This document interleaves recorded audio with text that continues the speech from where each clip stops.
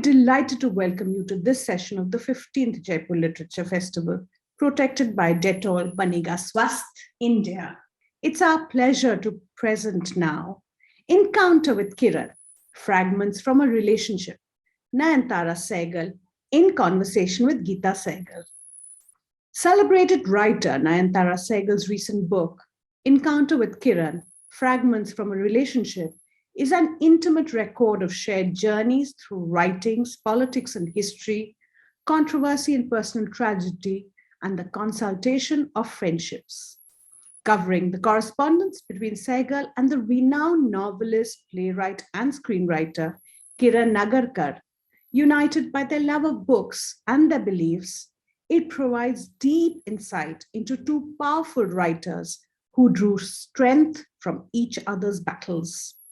Together, in conversation with her daughter, writer and journalist Gita Sahgal, the legendary Nayantara Sahgal explores the strength and courage of friendship and family. Nayantara Sahgal's works include classic novels such as Rich Like Us, Plans for Departure, and Lesser Breeds. She has received the Sahitya Akademi Award, the Sinclair Prize, and the Commonwealth Writers Prize. Her novel, When the Moon Shines by Day, was longlisted for the 2018 JCB Prize. She returned her Academy Award in 2015 in protest against the murder of 3 writers and the Academy's silence at the time. She's been a vice president of the People's Union for Civil Liberties and is engaged in an ongoing protest against the assaults on the freedom of expression and democratic rights. Gita Sahgal is a writer and documentary filmmaker on the editorial collective Feminist Dissent. Her documentaries include The Rushdie Affair, Dowry Murders, Sati, the case of Kiranjit Ahluwalia, who killed her husband, and the War Crimes File about the Jamaat-e-Islami death squads in the 1971 war in Bangladesh. Please feel free to send in your comments by typing in the comment section. Do follow our social media handles to get notifications on the upcoming sessions. Please do tweet using hashtag Jaipur Literature Festival 2022 and tag at JaipurLitfest. Ladies and gentlemen, Encounter with Kiran, Fragments from a Relationship, Nayantara Sahgal, in conversation with Gita Sahgal. Over to you, Gita. So, Nayantara, Mama, we're here to discuss the latest book that you've done, and it's a work of non-fiction called Encounter with Kiran. So I wanted to ask you why you felt impelled to do this book. Actually, the impelling came from Kiran because he came to see me to have an interview with me, he said, for the archives of the Chandigarh Literary Festival. And that is how we met. And after being with him for that short time, after which we also had lunch, and then he left, we didn't meet again for a very long time. But in that period, he had already read my Sahitya Akademi Award-winning book, Rich Like Us, and he went to his publishers and ordered several more of my books. Afterwards, he told me that he didn't know that anybody was writing about the things that I was writing about, which basically were about India after independence, the whole Nehru-Gandhi culture of the time, and those 17 years that Nehru's governments were in power with his amazing colleagues, that period. And he was taken up with that. And that was how we came to meet and how I became very interested in his books, having only read one called Kakul at that time. Then I went on to read him. Then I went on to realize through reading him what an extraordinary man he was. not just the best writer writing in India in English at the time, the very best. But you discovered him at a time when actually there was, you mentioned in the book, the Neem Rana Festival, where, yes, Naipaul attended. And in fact, there was a lot of writing. Salman Rushdie had published a collection in which he proclaimed, and Naipaul, that there was no writing worth reading in India other than in English, which was an extraordinary thing. And here you come across a writer who started in Marathi, who was both fluent in Marathi and English. So he also opened a world of other literature to you. Well, I would put it like this, that we discovered each other. And I think his attraction for my writing came from the fact that let me describe myself as a writer who was born and grew up in an occupied country. We were under British rule when I was born and while I was growing up. Now, of course, so was the rest of India. But the whole of India did not react to it in any way. Life went on for them exactly as before. And it made no difference to them. Whereas in my case, and those with whom I was associated at the time, and with whom my family was working at the time, I was living in an occupied country. I had no present. The present did not belong to me. And so everything I have written has come out of that background and atmosphere. And I think that held Kiran. The fact that I had come out of such an atmosphere, the fact that my values were born out of that atmosphere. And he was very fascinated by what I wrote because it came out of that particular atmosphere. And then a lot of what you discussed, actually, those few years, sort of post 2014, 15, sort of over 17, 18, because he died sadly in 2019. But those few years were some of the most intense years for Indian writing in general, because of the stand that you and many other writers took on the suppressing of dissent. And writers actually became a major part of the movement against censorship. And so this is something you discussed in your writing. So if you could talk about that a bit. Well, I think what brought me into the limelight at that particular moment was that I had returned my Sahitya Akademi Award-winning book, Rich Like Us, to the Academy, saying that I felt I could no longer keep it because they had ignored the murder of 3 writers. Later, of course, they also ignored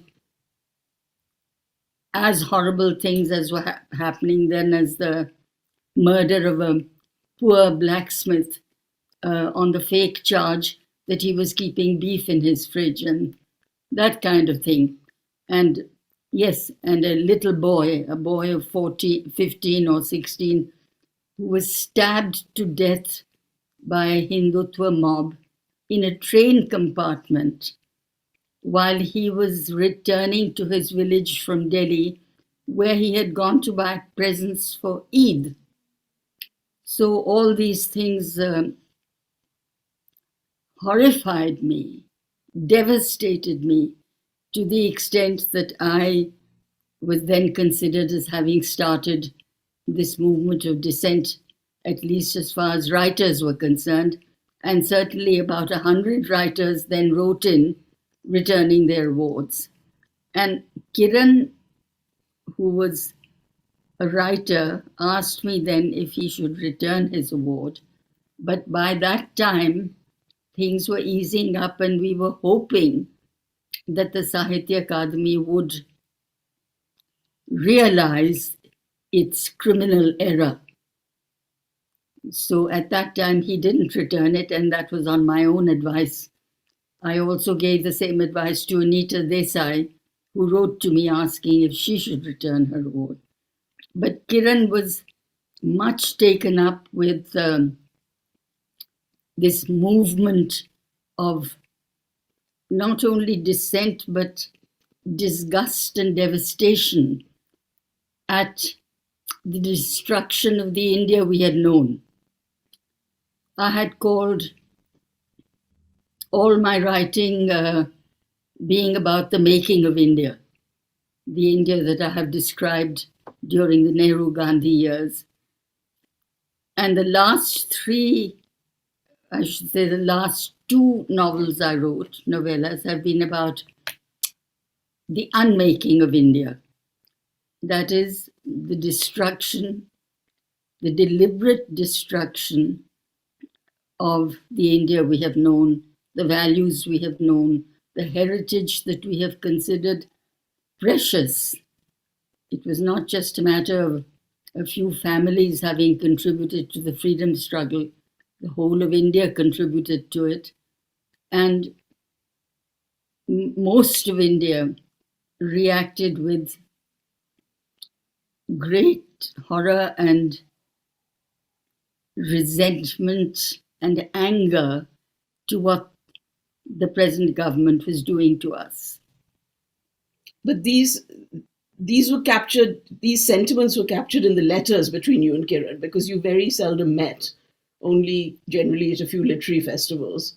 But you were corresponding about these things. And in fact, you dedicated, these last two novellas that you were talking about just now were very much written in the context of this relationship. One was dedicated to him. Yeah. And he, meanwhile, was also writing. And what I find quite interesting is that whereas you quite explicitly, because apart from the letters in the book, there's a collection of non-fiction writing, your letter to the Sahitya Akademi giving back the award, and various other letters by Kiran, open letters to the Prime Minister, to Arun Jaitley, and so on. In that, you're talking about, you're both sharing your sentiments, and you quite explicitly talk as a Hindu, as one of your pieces is as a Hindu. To me, Kiran talked as a rationalist, somebody who didn't like religion in general and was quite impartial in his attacks on all forms of religious bigotry in his books, including his later books, God's Little Soldier, of course, possibly his most famous work in India is Cuckold, which he started with Mirabai and looking at her legacy through the eyes of her bewildered husband, whom she'd rejected. And nobody would have heard of Mira's husband if Kiran hadn't written that book. Exactly. Yes. And in doing that, taking it as a way of looking at patriarchy, looking at relationships between men and women, about the bewildering existence of God. But he did all those things. To me, I don't know if you saw him like that. He didn't speak ever as a Hindu. He spoke as somebody who was against bigotry of all kinds and challenged it in his fiction from different religions. So, God's Little Soldier discusses Muslim extremism. Mirabai looks at, Cuckold looks at, the Bhakti tradition. So there are many different strands where he's taking on these things, but you connected across those different ideas. Yes, we connected very closely and at many levels. I have to say that after discovering that in my view he was the greatest Indian writer writing in English in his time, I also discovered that he was the most remarkable human being that I think I had ever met. I'm not talking about my great heroes of the freedom struggle or of members of my family, because I felt that my uncle was my Nehru, that is, Jawaharlal Nehru, was my real educator. At the time in British schools, we were taught things which he and my parents considered I should be untaught in order to understand the real history of my country and that kind of thing.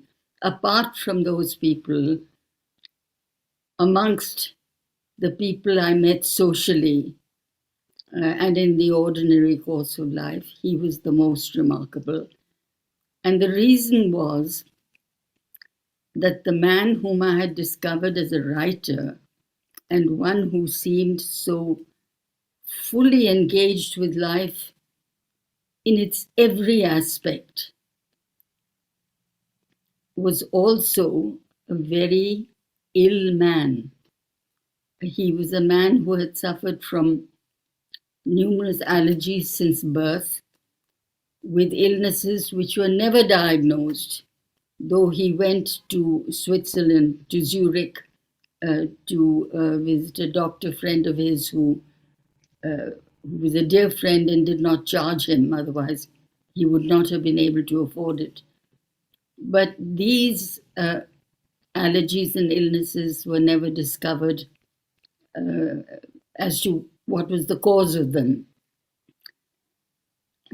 And in fact, he suddenly died in 2019 of what I was told was a brain hemorrhage.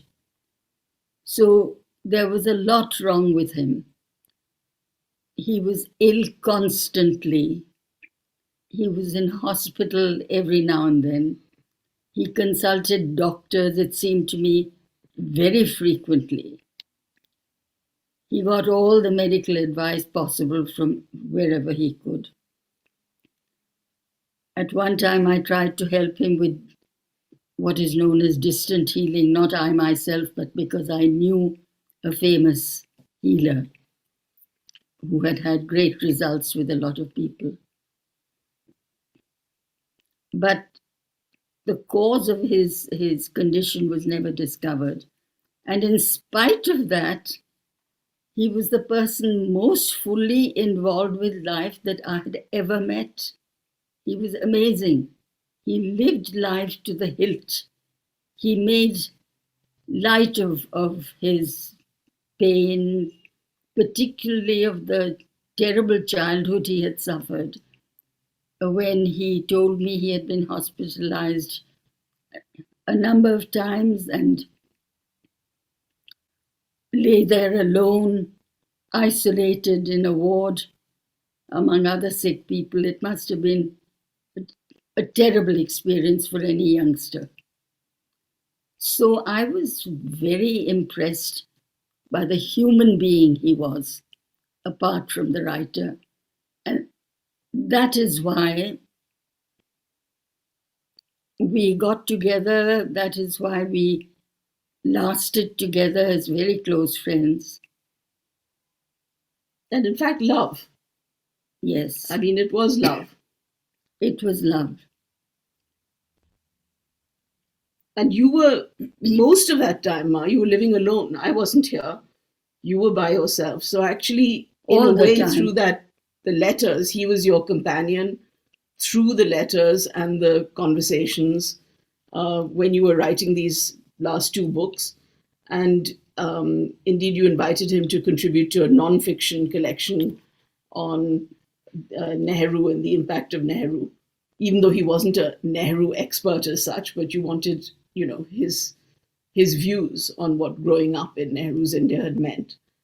But also you got involved with he, as it were distantly by your side, but emotionally by your side when you were invited to a major Marathi literary festival, a huge sammelan, at the time that my grandfather, Ranjit Pandit, your father's famous book, Raj Tarangani, I mean, his translation of 12th century history of Sanskrit Kashmir. into English. From Sanskrit into English. So he was a Sanskritist. He'd done a lot of translations in prison.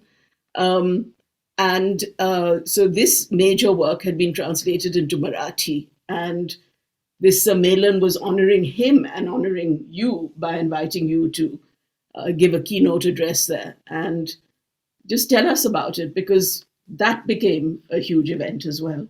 Well, it was a matter of great joy to me that my father, Ranjit Sitaram Pandit, who was a Marathi himself, was being celebrated in this manner because his book had just come out in Marathi.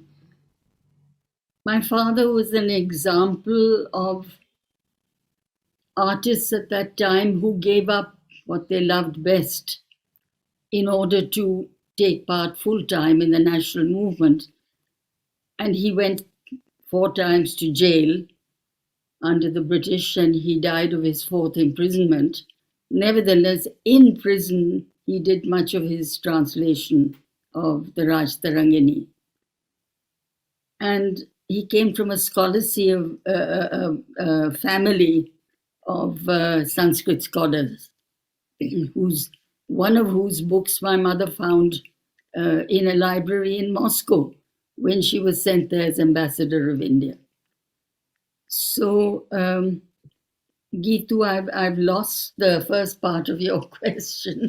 It was just simply to talk about the Sammelan, because actually, yes, not the Sammelan. In the end, so you didn't deliver this. I wrote to him.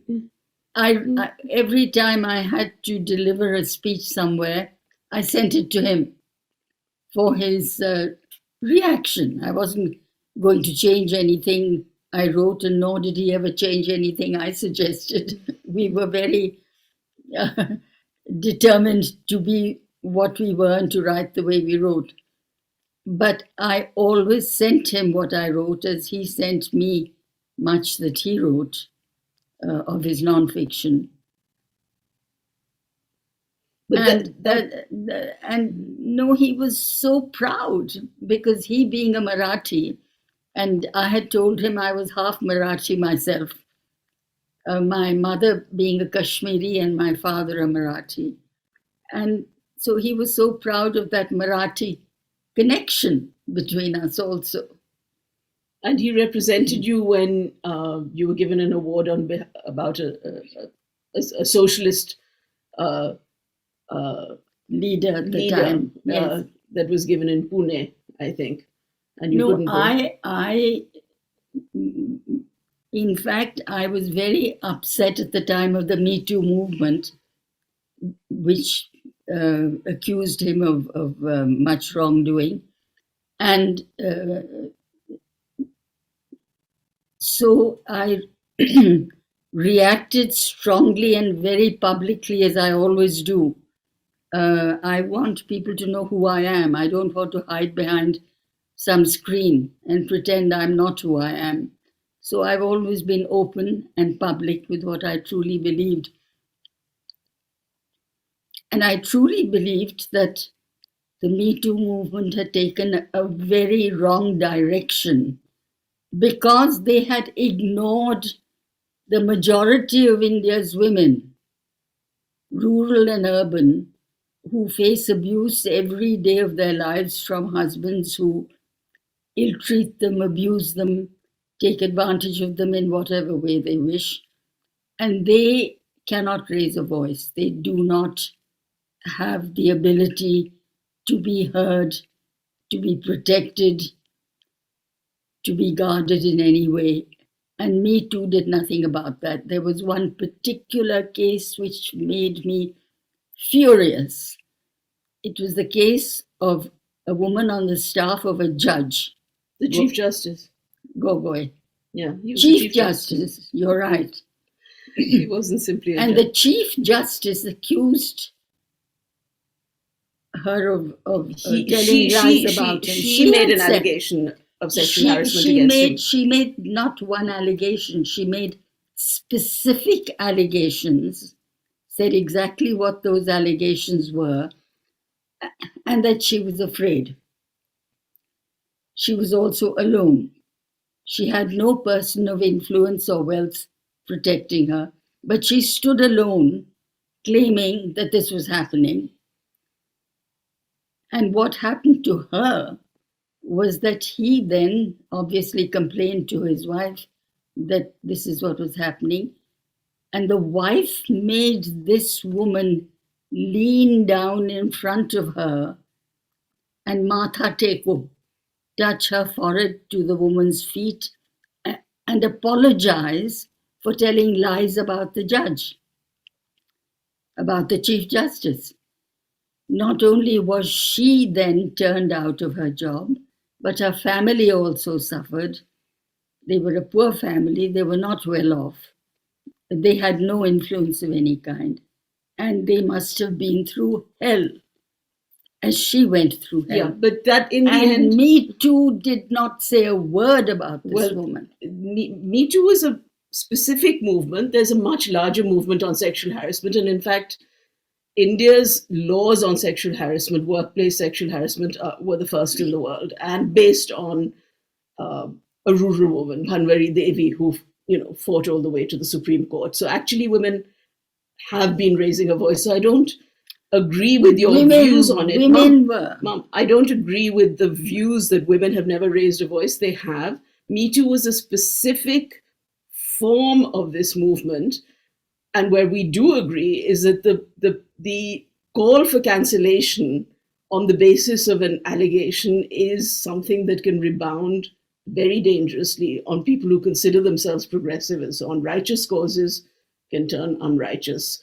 So, I think we don't come from the same position on it because I'm a feminist and I've worked on sexual harassment all my life. Gita, by and large, I came to think of it as a class movement, the way that it was going. I really did. Because here was this woman of no class and no help. Well, she was helped to fight the case, and she did fight the case. Ultimately. So, she did fight the case. After being turned out, after her family suffering for a long time. Well, it's no joke to take on the Chief Justice of India. I mean, normally the Supreme Court protects one from state harassment, from the police, from other harassment. But and here this Chief Justice was on the panel which was to decide whether he was guilty or not. He cleared himself.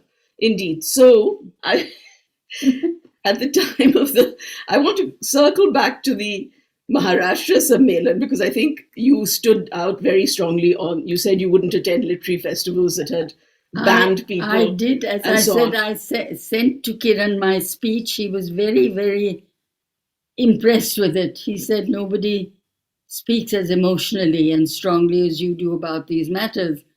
But as it happened, it was never delivered.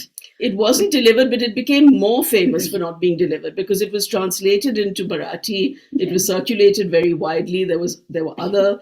There was another conference organized in Bombay at which you did go and speak, and at which he spoke as well. No, Kiran was not there. He wasn't there. No, not at that one. Maybe. That's so. The one time that you actually went to Bombay, he wasn't there.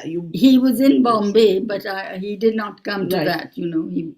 Okay, but I remember, and it's not in the book, and maybe you weren't even aware of it because you're not on social media. Is that it became a kind of meme at the time when you were disinvited to this Sammelan, and many of the writers, Marathi writers, protested very strongly about it.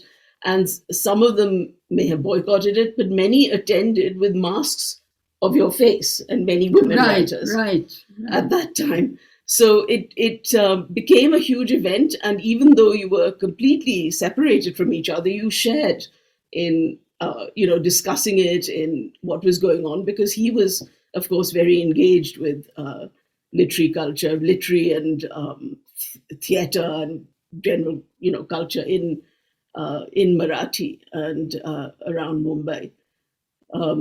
So you crossed, your lives crossed in many different ways during this very short, intense period. Apart from that, Gita, I have to say that I had, and I still have, the greatest pride and regard in Marathi writers, young and old.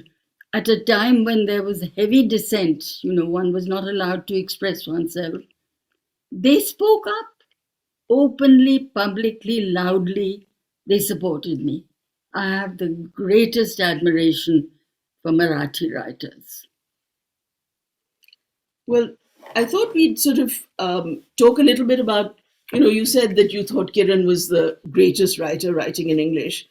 And in your introduction, you described some of his work. So what was it that you thought was so remarkable? Because he wrote on completely different themes from the ones, that, and types of people and the people that are in your novels. One thing which was highly remarkable to me was the way he expressed the condition of women in India, which was truly horrifying as to the abuses of various kinds which they suffered.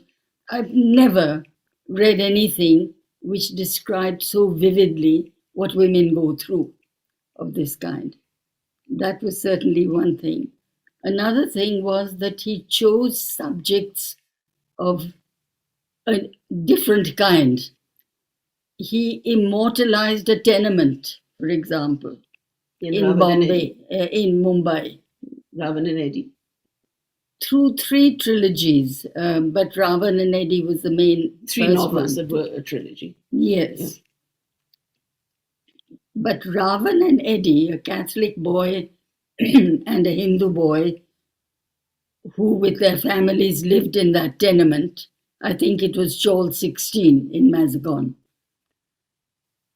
He made that come to life in an extraordinary way. I will never forget how life in a tenement is lived. That was how it was lived. That to me was simply amazing. So that was another reason why I became extremely interested in what he wrote, because of the subjects he chose. And as we discussed Cuckold a little bit, that started with Mirabai. So his very last novel was The Arsonist that ended with Kabir, a Kabir set possibly in ancient times, possibly modern times, but the figure of Kabir. And I thought it would be a nice thing as a taster, because I hope this session encourages people to read both my mother's work and particularly her 2 latest novellas, When the Moon Shines by Day and The Fate of Butterflies, but also Kiran Nagarkar's work. And here we have the start of The Arsonist, which is centrally a novel about blasphemy. By the way, the publisher who had contracted for The Arsonist broke the contract because of Me Too. But then Chiki Sarkar of Juggernaut, whom I admired very much for her action, took on his novel, and The Arsonist was published by Juggernaut. I'm having a little trouble reading because the print is rather small. She will be to read it. But here it goes. Kabir, the weaver, in Kiran's imagination of him, is asked, if you had to choose between a woman you loved and God, who would you choose? And he says, the woman. Is there any doubt about it? And the mullah who has been asking him says, if you had to choose between a song and God, what would you choose? And he says, the song, of course. Then the priest from the temple asked him, weaver, if perforce you had to choose me, one or the other, a beautiful woman or God, a beautiful sunset or God, what would your choice be? And he says, isn't it obvious? It would be the sunset. Then they asked him how he could blaspheme so. And the weaver said, "Why, sirs, God has eternity on his side. He can always wait. Will the woman, the song, or the sunset wait for me?" That's it.